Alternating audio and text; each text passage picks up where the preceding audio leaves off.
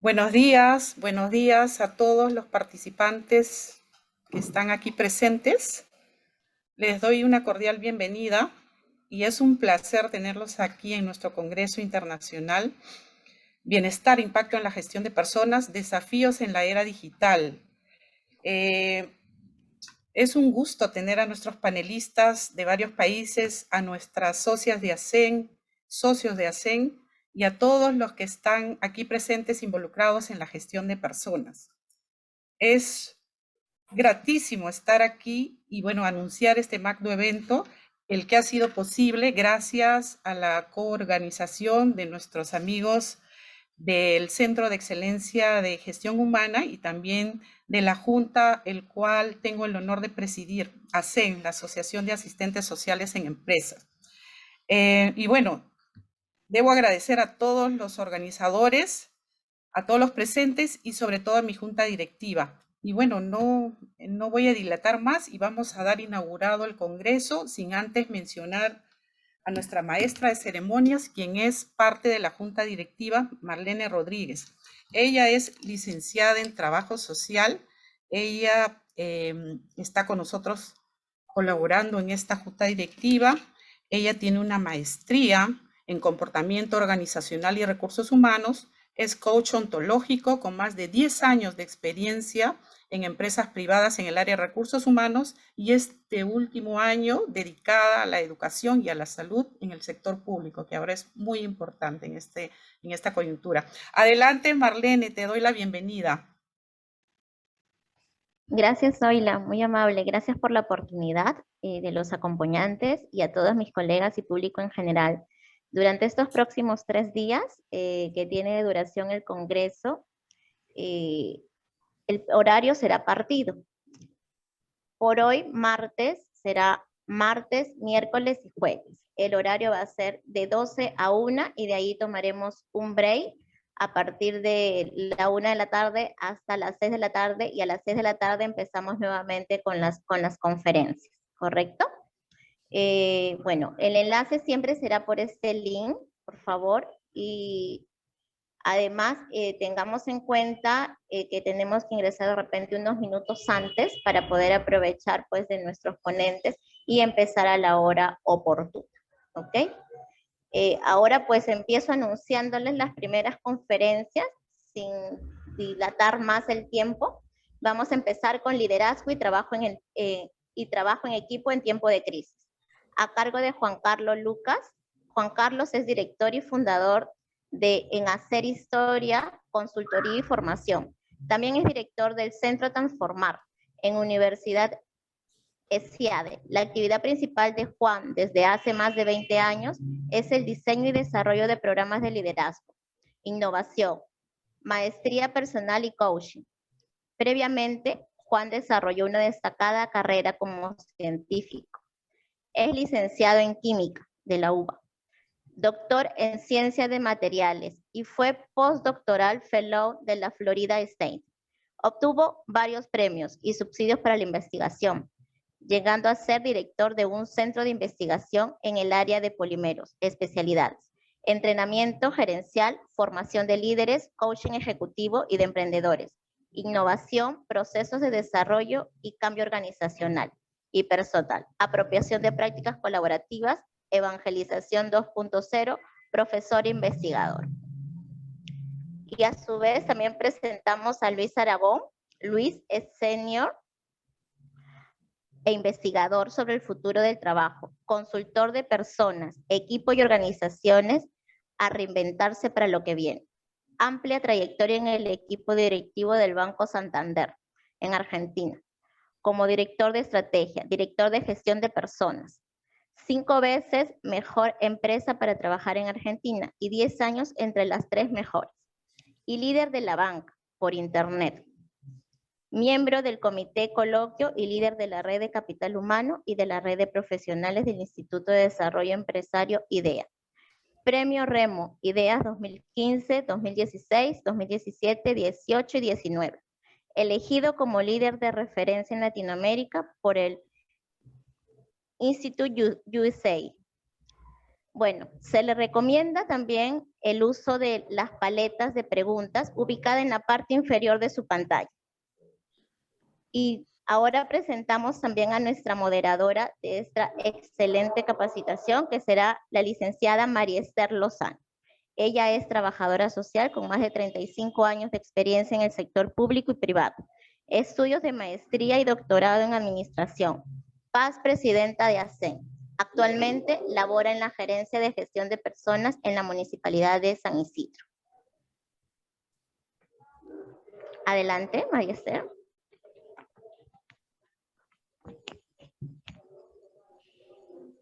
Buenos días. En esta oportunidad es muy grato participar como moderadora en la ponencia de liderazgo, trabajo en equipo en tiempos de crisis.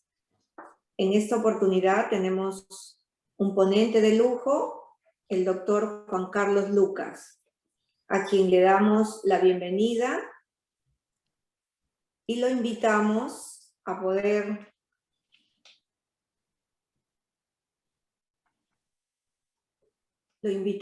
por favor, a Juan Carlos, al doctor Juan Carlos, para que pueda... Bien. Bueno, muchas gracias. Yo necesitaría compartir entonces pantalla.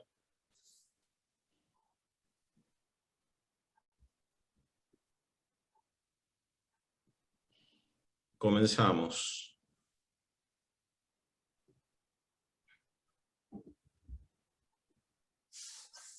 Bueno, un placer estar aquí con ustedes.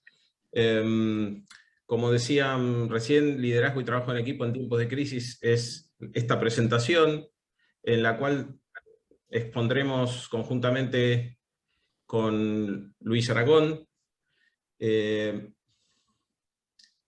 Por mi parte, yo quería señalar 3 claves para navegar hacia el futuro, 3 cuestiones que yo considero centrales en estos tiempos de crisis en relación con el liderazgo. Primero, tenemos que liderar en un contexto de reinvención permanente. Segundo, esto implica para nosotros el desarrollo de fortaleza personal para enfrentar este contexto de cambios en el mundo.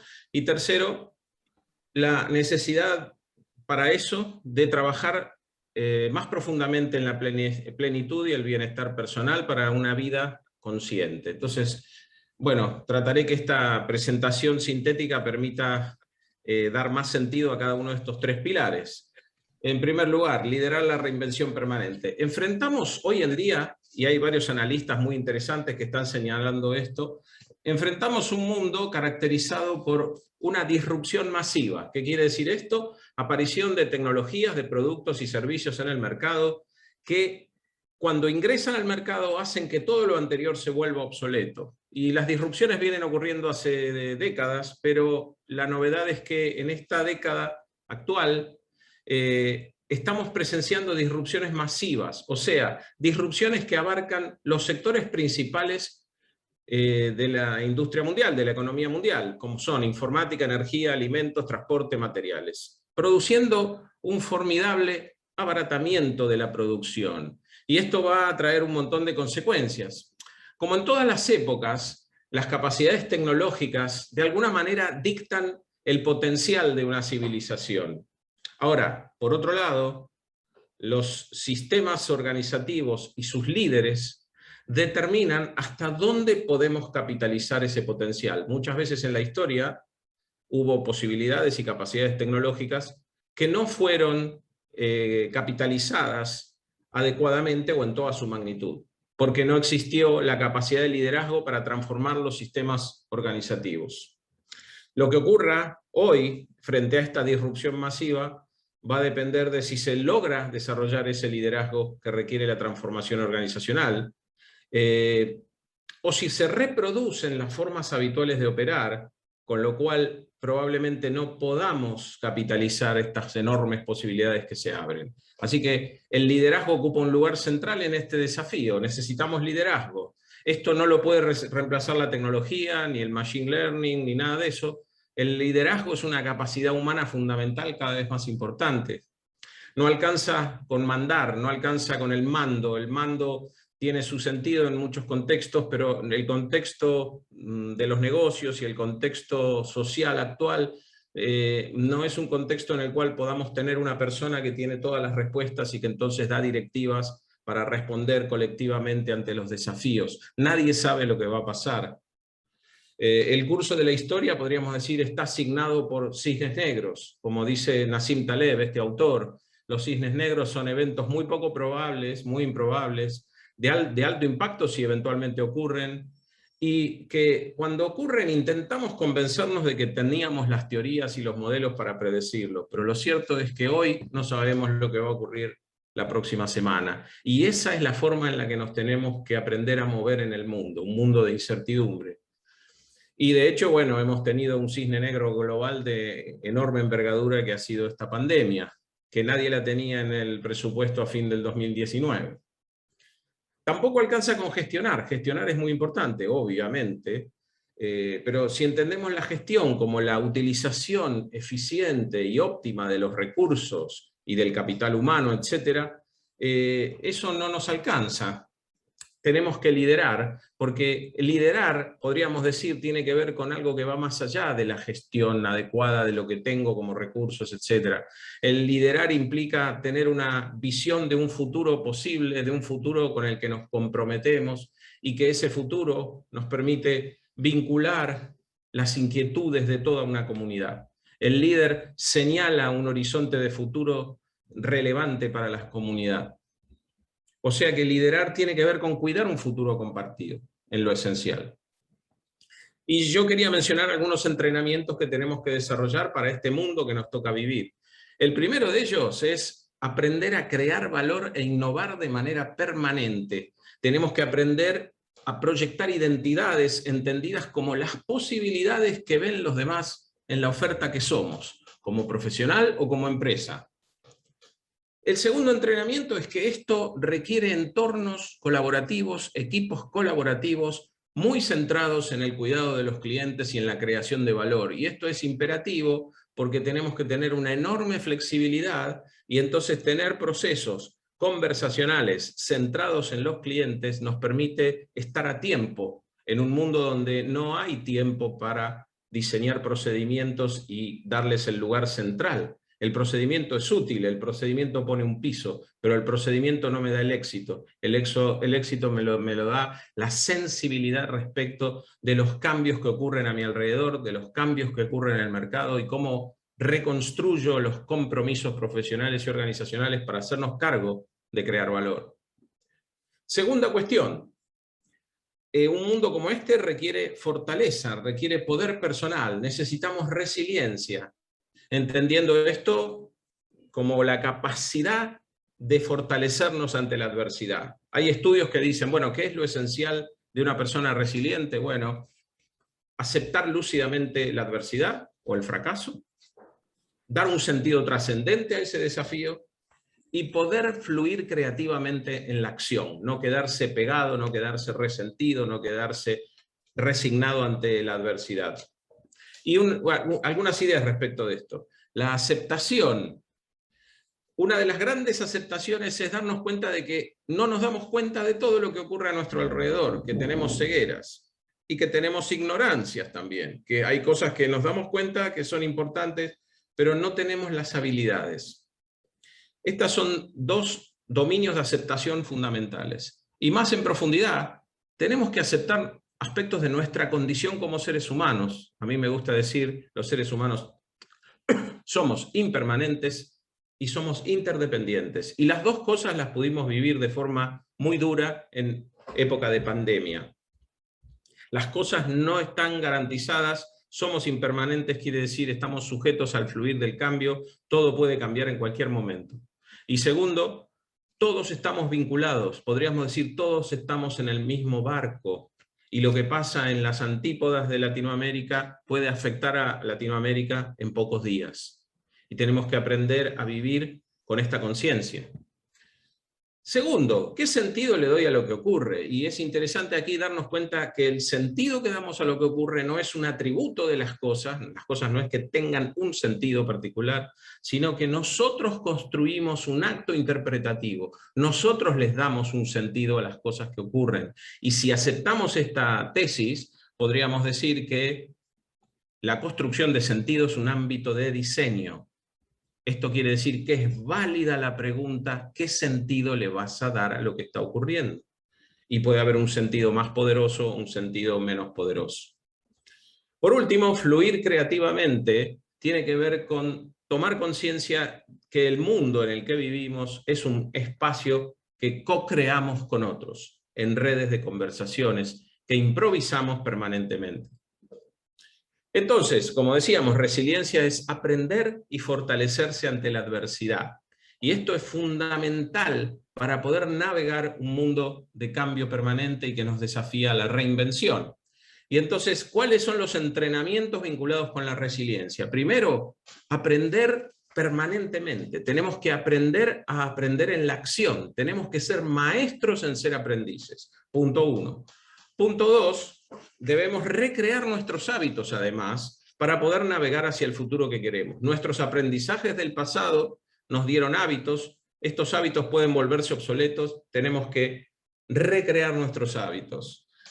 Cuarto entrenamiento, tenemos que aprender a desarrollar fortaleza emocional, que nos permita navegar tormentas emocionales, navegar territorios de temor, territorios de enojo, y también cultivar estados de ánimo poderosos.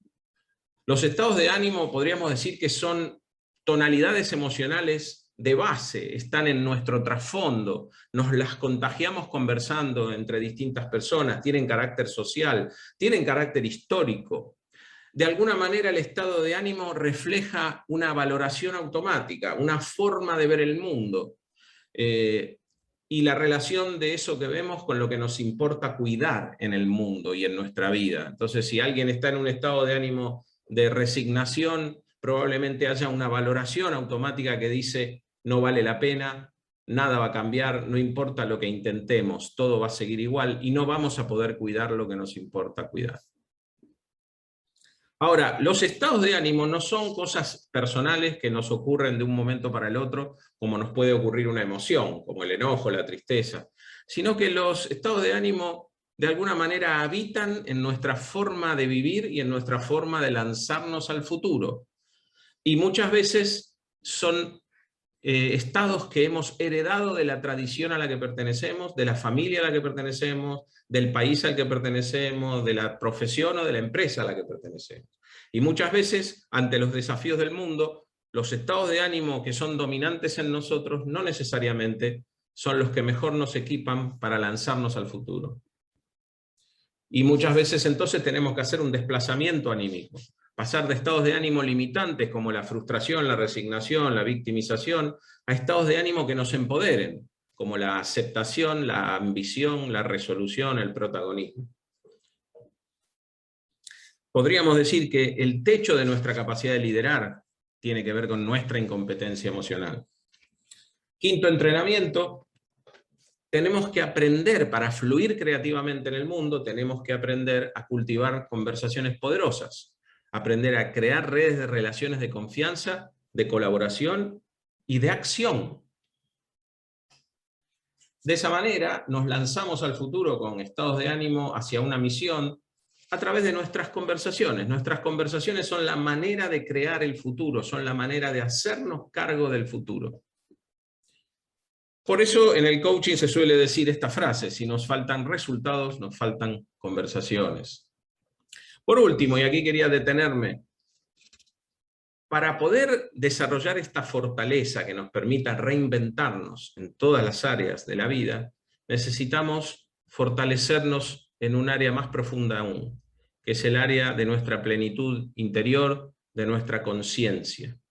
Y me explico. Necesitamos conciencia, entendida como la capacidad de atención, de presencia y de apertura ante el mundo.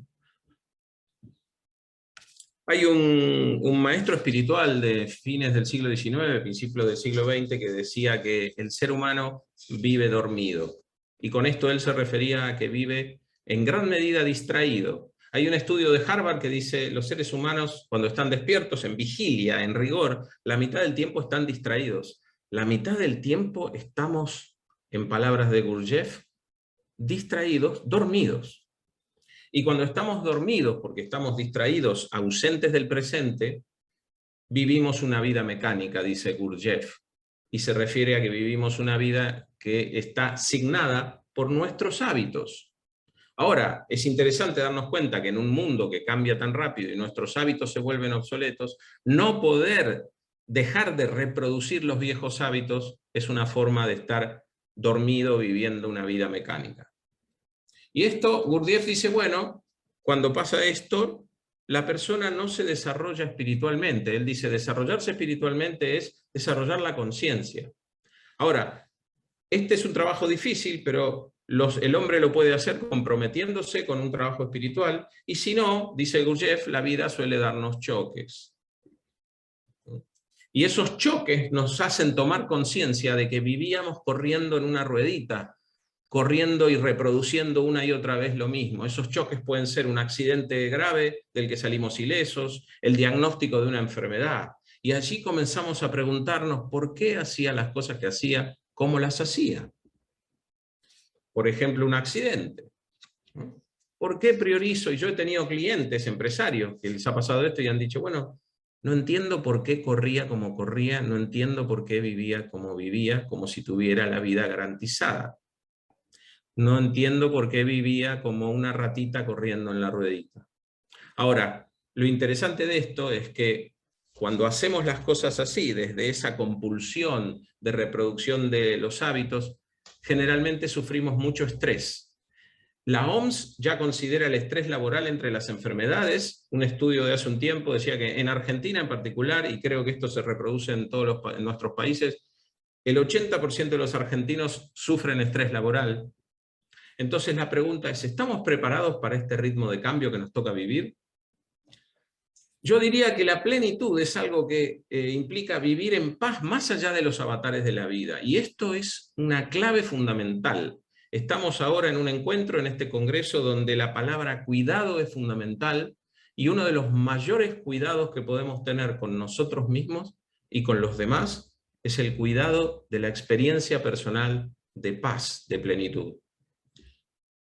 Ahora, en ese sentido, ¿qué tenemos que hacer para cultivar esa experiencia? Primera cuestión, sexto entrenamiento, domar nuestro ego.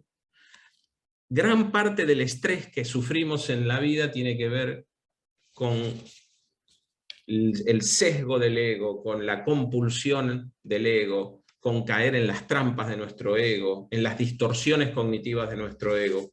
Por eso conocernos implica trascender esas trampas, vivir con más libertad, dejar de estar tan sujetos a esos sesgos que se manifiestan en una compulsión a repetir ciertas conductas que nos hacen sufrir, nos perjudican, nos limitan. Y por último, ese trabajo de desapego a nuestra propia personalidad nos prepara muy bien para el sexto entrenamiento que quería compartir y fundamental en este contexto, que es cultivar una mente atenta, cultivar una mente pacífica, que tiene que ver con un entrenamiento consciente de nuestra mente y también de nuestro corazón para vivir plenamente. Y que hoy en día tenemos una posibilidad muy interesante, el encuentro entre prácticas milenarias como la meditación y la ciencia moderna nos han permitido verificar científicamente el enorme impacto que tiene sobre nuestra capacidad de vivir felices y vivir plenos prácticas como la meditación. Hoy se ha podido corroborar el impacto en el sistema nervioso y en ciertos rasgos alterados en las personas, en su vida, que tiene la práctica meditativa. Y no hace falta ser un monje ni una persona retirada en la vida espiritual. Basta con tener una práctica breve, cotidiana y consistente de cultivo de la atención. Entonces, el arte de cultivar plenitud es una práctica de desarrollo interior que está al alcance de todos.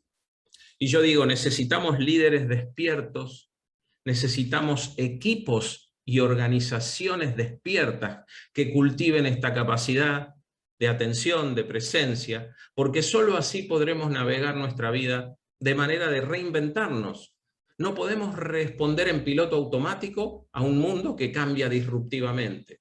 Para eso necesitamos fortalecernos, vivir en plenitud y ejercer ese trabajo de reinventarnos, lo cual nos requiere estar despiertos, estar conscientes, estar abiertos a lo nuevo, estar curiosos, no repetir una y otra vez los viejos patrones de conducta. Bueno, yo simplemente invitarlos a Líderes Despiertos es un libro que yo publiqué hace un tiempo, pero también es un podcast que pueden encontrar en las plataformas, y los invito a www.jclucas.com.ar, donde pueden descargar la introducción al libro, donde se desarrollan Líderes Despiertos, donde se desarrolla esta temática. Nada más que decirles gracias, y quería dejarlos en manos de Luis Aragón, que puede compartirles ahora investigaciones acerca de cómo los managers de toda Latinoamérica están conversando sobre estas necesidades de un nuevo liderazgo. Gracias. Bueno, Juan, muchas gracias.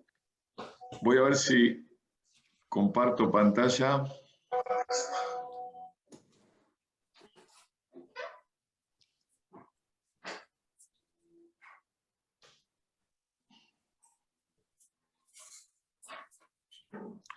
Me dicen, por favor, si lo están viendo bien. Sí, se ve perfecto. En esta ocasión le damos pase al señor Luis Aragón, quien va a continuar con la ponencia. Bueno, ante todo, un gusto, un placer para mí estar acá.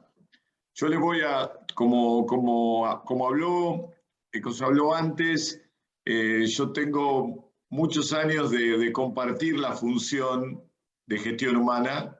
En realidad yo soy un ingeniero que fue transformado como profesional y como persona por la gestión humana, por la gestión de recursos humanos.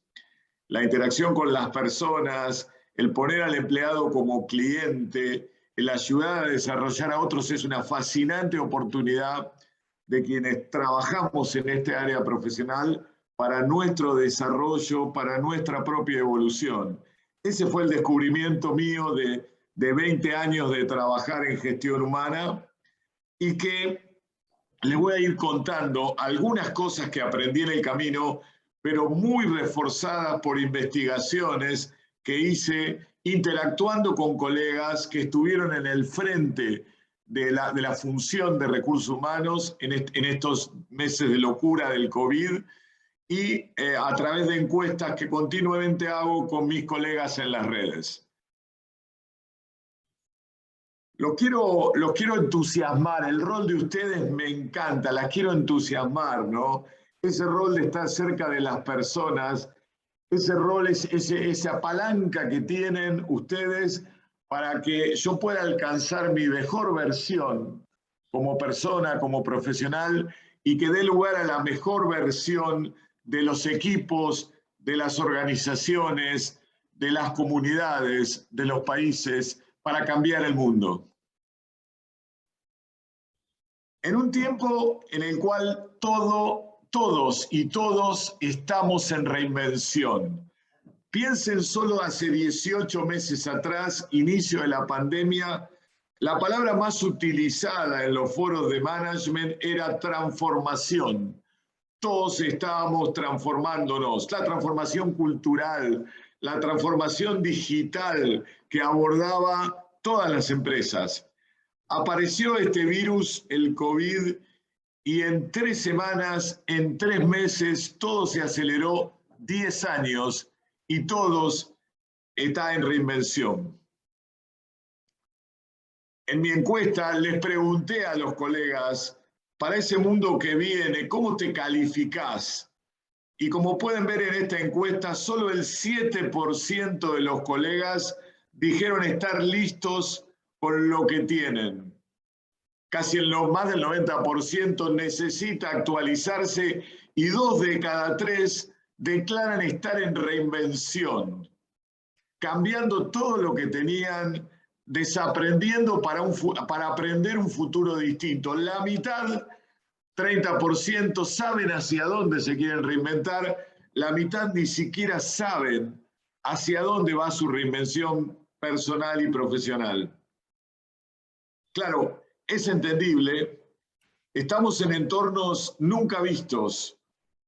Hace 18 meses los entornos se denominaban VUCA, entornos volátiles, inciertos, complejos, donde la interacción entre cada uno de los participantes de un sistema, de una sociedad, generaba comportamientos muy distintos de los comportamientos individuales. El todo era enormemente distinto que la suma de las partes. Entornos de ambigüedad.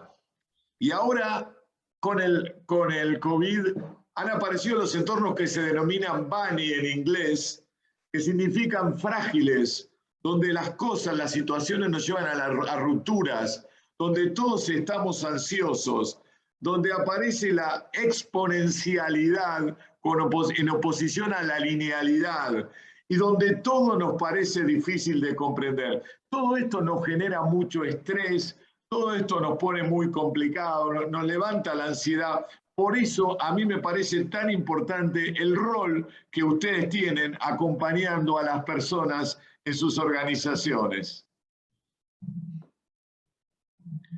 Y que finalmente el trabajo se está reinventando. Yo le pregunté a mis colegas en las redes en Latinoamérica, ¿con qué forma imaginan la recuperación? Ustedes saben que en Estados Unidos la recuperación tomó una forma de V corta. Claramente hubo una caída, pero luego rápidamente todo recuperó y hoy la demanda de trabajo está en sus picos, la producción está en sus picos. Bueno, eso no parece pasar en Latinoamérica. En Latinoamérica las personas perciben una especie de L muy larga, con una cola muy larga y una recuperación muy lenta, o una letra K, más primordialmente, donde hay algunas empresas que van a salir muy rápidamente y hay algunas que quizás no salgan nunca de esta crisis, con lo cual eso es otro elemento de tensión que está llevando a las empresas, como vemos en esta encuesta, a repensarse y reinventarse. 1 de cada 3 empresas está repensando en estos meses su propósito y su estrategia. 1 de cada 4 piensa que es importantísimo adaptar las capacidades de sus personas, adaptar el liderazgo. Muchas están trabajando, darle más velocidad a sus procesos y a esas decisiones. Una parte importante en reconstruir y reafirmar la cultura. Un nuevo trabajo emerge con modelos híbridos entre lo presencial y lo virtual, donde aparecen continuamente nuevos roles y nuevos empleos, donde todo lo que se pueda automatizar, todo lo que se pueda predecir va a ser automatizado por la robótica y por la inteligencia artificial. Pero lo humano, eso que no se puede automatizar, el cuidar, como van a tratar ustedes en este congreso, la empatía, lo impredecible que tiene que ver con la raza humana, eso no se puede automatizar y nos genera nuevas oportunidades y les genera nuevas oportunidades. Las regulaciones es un mundo de ciudades, no es un mundo de países. Hay muchas ciudades en el mundo que están llamando a los talentos que trabajan digitalmente para que se muden a esas ciudades. Las fronteras, los países se evaporan porque el trabajo se transforma en virtual y se puede realizar a distancia. Ese es un cambio fundamental que vamos a analizar ahora y que lleva a las empresas a incorporar la tecnología para potenciar lo humano. En mi mirada, hoy todas las empresas son empresas de tecnología, pero también todas las empresas son cada vez más humanas, tienen que cuidar muchísimo a sus empleados, que son quienes cuidan a sus clientes, el sentido de las empresas, final de las empresas. cuidar a los empleados, lo que hacen ustedes para que quieran trabajar con nosotros y no con otra empresa, ni siquiera de la ciudad, ni siquiera de Perú, del exterior. Hoy el mundo se abre para esos empleados. Y que lograr que cada persona, cada equipo, cada organización alcance su mejor versión. Déjenme profundizar un poco en mis investigaciones y en hablar de los legados de la pandemia al futuro del trabajo. Han sido 18 meses, como dije antes, donde en 3 semanas o en 3 meses ocurrieron 10 años de avance en las organizaciones.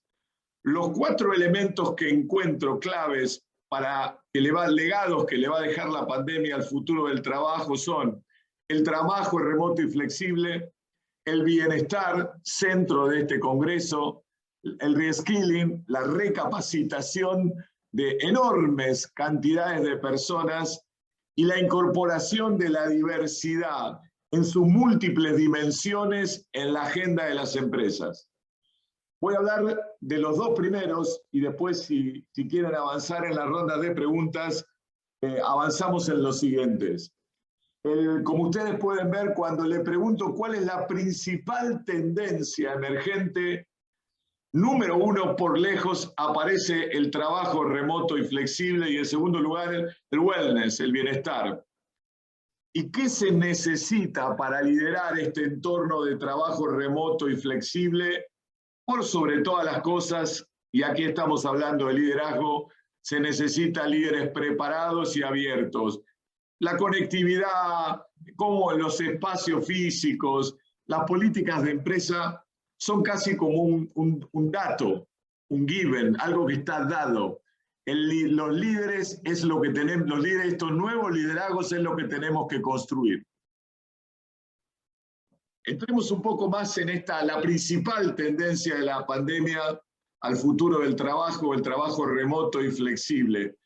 Fíjense en mi encuesta, ¿qué piensan las personas en normalidad, en 2022? ¿Cuántos días a la semana pensás que tu trabajo podría ser remoto con óptima productividad para ti y para tu equipo? Un 25% dice 100% remoto, todos los días remoto. Un 41% dice no, un día a la semana o 2 vamos a ir a la oficina y el resto vamos a estar remoto. Vamos a ir a la oficina para cosas muy distintas de las que íbamos antes. Y el trabajo puede ser hecho remoto. No tiene ningún sentido que vaya a la oficina. En cambio, tiene mucho sentido ir a interactuar con mis colegas, a colaborar, a co-crear, a innovar, a relacionarme, a vivir encuentros plenos de humanidad. Un 30% piensa que al revés, que 1 o 2 días se puede trabajar remoto, casi como un beneficio que queda de la pandemia, y después 3 o 4 días a la semana hay que estar en la oficina, y solo un 4% se imagina un trabajo presencial 100%. Esto es muy interesante porque esta tendencia hacia lo remoto, hacia lo flexible, se da en Latinoamérica en el 20-30% de los puestos de trabajo, en todo lo que tiene que ver con lo digital, con el conocimiento. Hay un 70% de 70-80% de posiciones, un mozo, gente de servicio, los que manejan camiones, los médicos, que van a tener que trabajar presencial, con lo cual hay una reconfiguración importante de las expectativas de las personas que van a diseñar este nuevo mundo de trabajo. ¿Qué dicen mis encuestas? Que las personas piensan que la productividad no disminuye trabajando a distancia, remoto, y que todo lo contrario, crece, y hay 1 de cada 3 que dice que crece significativamente. Y que lo más... Miren el concepto del talento superior, aquellos que las empresas están buscando cuidar, ¿no? ¿Cuál es la herramienta más efectiva para inspirar, para atraer al talento?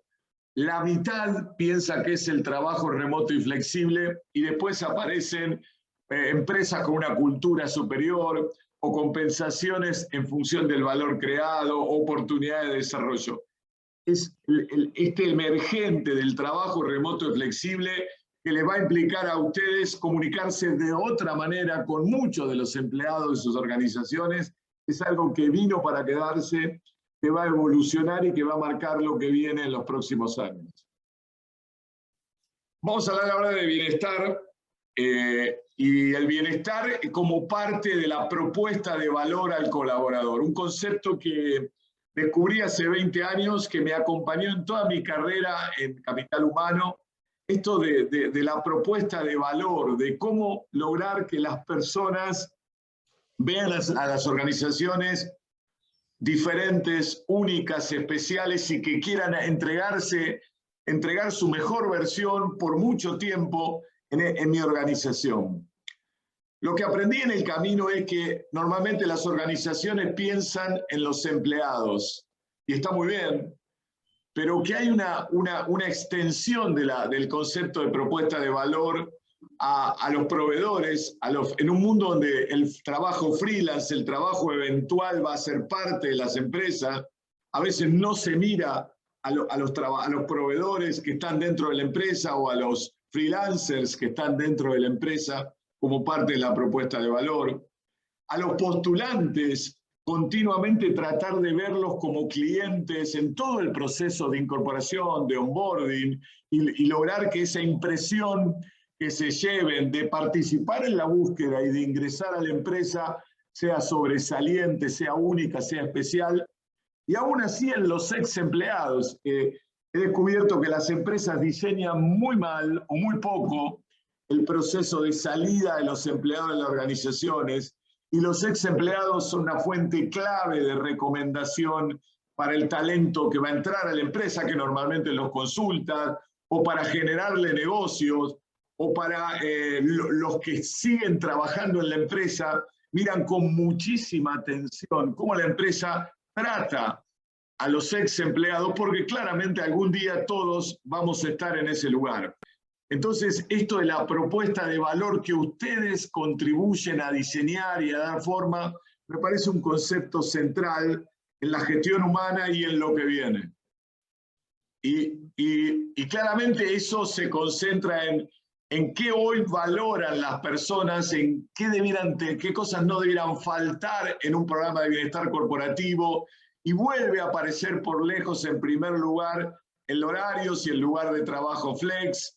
Luego viene el gimnasio, los exámenes de salud, la atención de salud psicológica y emocional. Y el otro concepto que le consulté a mis redes es qué programas habría que desarrollar para estar bien cerca de los empleados, ¿no? Y ahí nos marcan la maternidad, la paternidad, el estar cerca en los momentos felices y en los momentos duros. Y claro, si vivimos momentos duros en estos 18 meses, todos, y en las propias empresas, pero que se extiende a accidentes, a pérdidas, a duelos, hay accidentes, hay catástrofes meteorológicas, en Latinoamérica pasan cosas, y la oportunidad que tenemos de estar cerca de las personas en esos momentos cuando más nos necesitan como organización. En la salud de la familia, además de estar continuamente cerca en esos momentos únicos de la vida, como los cumpleaños, las bodas, las graduaciones, las organizaciones pueden estar muy cerca también y disfrutar y participar y dar forma a la vida de las personas que le dan forma. Voy terminando. Viene una época de poner al empleado en el centro. El empleado es nuestro cliente. De personalizar, o mejor dicho, hiperpersonalizar la experiencia del empleado. La experiencia del empleado es un elemento de múltiples dimensiones. Pensar en la salud del empleado, pero en la salud de la familia del empleado, en su bienestar físico, pero también su bienestar emocional y espiritual, en cómo la empresa puede ayudarlo en su poder adquisitivo, en sus finanzas, cómo puede hacerle aprovechar mucho mejor el tiempo para su uso dentro de la empresa, para su evolución profesional y para su tiempo personal. Las empresas tienen que conocer mucho más a sus empleados, preguntarle mucho más qué les interesa en cada etapa de la vida. hablar de sus pasiones, hablar de sus intereses, hablar de tu forma de trabajar, hablar del lugar de trabajo y cómo mejorarlo, hablar de cómo trabajar mejor juntos, de cómo aprender mejor él, su equipo y toda la organización, de cómo estar con su comunidad, de estar en los momentos, de ser parte, ser protagonistas de los momentos felices y de los momentos duros. Miren, los empleados ven a las empresas como clave en el futuro de su bienestar. Bien por adelante del sistema público, de los sindicatos, de las obras sociales. Y todavía no experimentan una cercanía, una personalización, un conocimiento. Ustedes tienen un rol clave en ese lugar, en conocer más a las personas, en hacer que las empresas sepan más, aprendan más, se adapten más para lograr mi mejor versión que da forma a nuestra mejor versión. Con esto tenemos tiempo para una ronda de preguntas, así que voy a dejar de compartir y volvemos.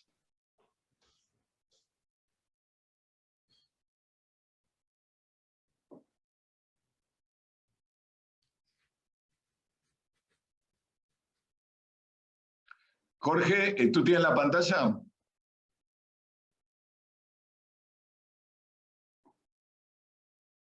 María Esther, ¿me escuchas? Sí, sí te escucho, sí te escucho, Luis, te escucho. Ajá. Ahora sí, listo, adelante. Ajá. Bueno, en estos momentos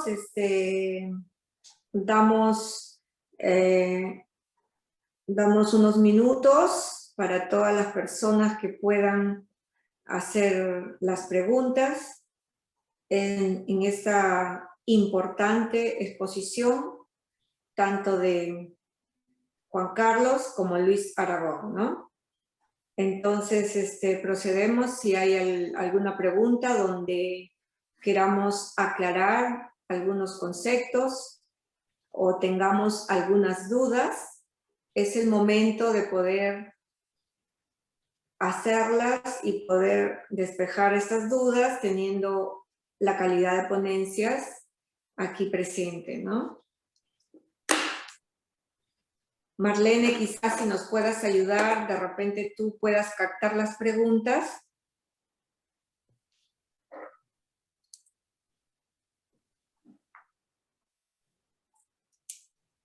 Hola, María Esther. Ok, María Esther, no hay problema. A ver, aquí hay a ver, más que una pregunta. Lo que pasa es que hay una interrogante. Y nosotros pensábamos, bueno, también yo, que estaba más o menos complementando a través del estudio la exposición del doctor Luis Aragón. Pero al finalizar usted comentó que había dejado de compartir, sin embargo sus PPTs no se pudieron visualizar. Entonces, básicamente es el comentario que están haciendo, ¿no? Que no se visualiza el PPT. Ah, bueno, mis disculpas porque no se compartió. Por supuesto que voy a compartirle al equipo el PPT, algo pasó en lo técnico y no llegué, mientras hacía la presentación no veía los comentarios y se me escapó. Ese pequeño detalle. Bueno, sí, por supuesto que les voy a compartir los slides. Le voy a compartir los slides para que aquellos que están más interesados los puedan mirar. Ok, sí, muchas gracias. No, más bien también fue un error de nosotros que tampoco se lo hicimos saber en el momento oportuno, ¿no? Pero no hay preguntas, no hay preguntas. Bueno, acá hay una pregunta de Elena Rengifo, que por favor, a ver un momentito, se fue muy rápido. Dice, si nos repite la fuente del estudio. Sí, el estudio es un estudio que hemos desarrollado aquí en Argentina a partir de tres cosas. Mi experiencia en crear un área que se llamó Centro de Empleados, que de alguna manera coordinaba todas las políticas de bienestar en la organización, número 1. Número 2, después de la pandemia, revisar con colegas que están a cargo de las áreas de capital humano y de empresas de salud. Y número 3, consultando en las redes estas tendencias, ¿no? Entonces, recordarle los principales elementos. Primero, el trabajo remoto y flexible como emergente principal de la pandemia. En segundo lugar, el bienestar y esta propuesta de valor bien cercana a los empleados. En tercer lugar, el reskilling, la capacitación de todos para prepararnos para ese futuro del trabajo. Y en cuarto lugar, la diversidad, que en sus múltiples dimensiones se incorpora a las empresas para adaptarse mejor hacia ese futuro. Ok, muchas gracias, sí, muy claro. Más bien aquí también hay otra pregunta con respecto al bienestar. Nos dice, ¿cómo cree usted que debería ser nuestra estrategia en bienestar para lograr la participación de los trabajadores en las actividades virtuales de bienestar? Valga la redundancia. Bueno, primero, conocer es muy importante, preguntar a los empleados, ¿no? Es una tarea del líder y es una tarea de la organización. El área de capital humano, las trabajadoras sociales, continuamente estar preguntando a los empleados cómo están, qué les interesa, y el líder, que cada vez tiene que hacer estas sesiones más cercanas de retroalimentación, de feedback, de feed forward, tienen que estar continuamente mirando cómo están los empleados. Eso me parece muy importante. A partir de eso, diseñar la necesidad de los empleados, en qué necesitan manejar el bienestar, en qué horarios, en qué formatos, ¿no? Y claramente ver al empleado como un cliente que tiene que estar muy satisfecho, que lo tenemos que medir y que sabiendo que si el empleado está muy bien y obtiene su mejor versión, eso va a permitir que la empresa, los equipos adquieran su mejor versión. Así es, ¿no? Como dijo, cuán importante es conocer también la opinión de los trabajadores y de las personas con las cuales laboramos, ¿no? No es, los programas de bienestar, como se dice, pues es diferente en cada persona y también en cada institución. Muchas gracias por su participación. Bueno, son agradecimientos por la capacitación el día de hoy. Ha sido muy interesante realmente. Les agradecemos a Juan Carlos, Lucas y a Luis Aragón y a María Esther por su participación. Y bueno, ya estando en la hora, le anunciamos el break, este break un poco extenso que vamos a tener estos 3 días. Y reiniciamos nuevamente a las 6 de la tarde. Acuérdense, es en el mismo link y unos minutos antes para poder empezar puntual. Muchas gracias, nos estamos viendo hoy a las 6 de la tarde. Gracias a todos, gracias a los expositores. Hasta luego. Gracias. Nos vemos. Muchas gracias. Muchas gracias a todos. Gracias Luis, gracias Carlos. Muy interesante realmente, muchas gracias.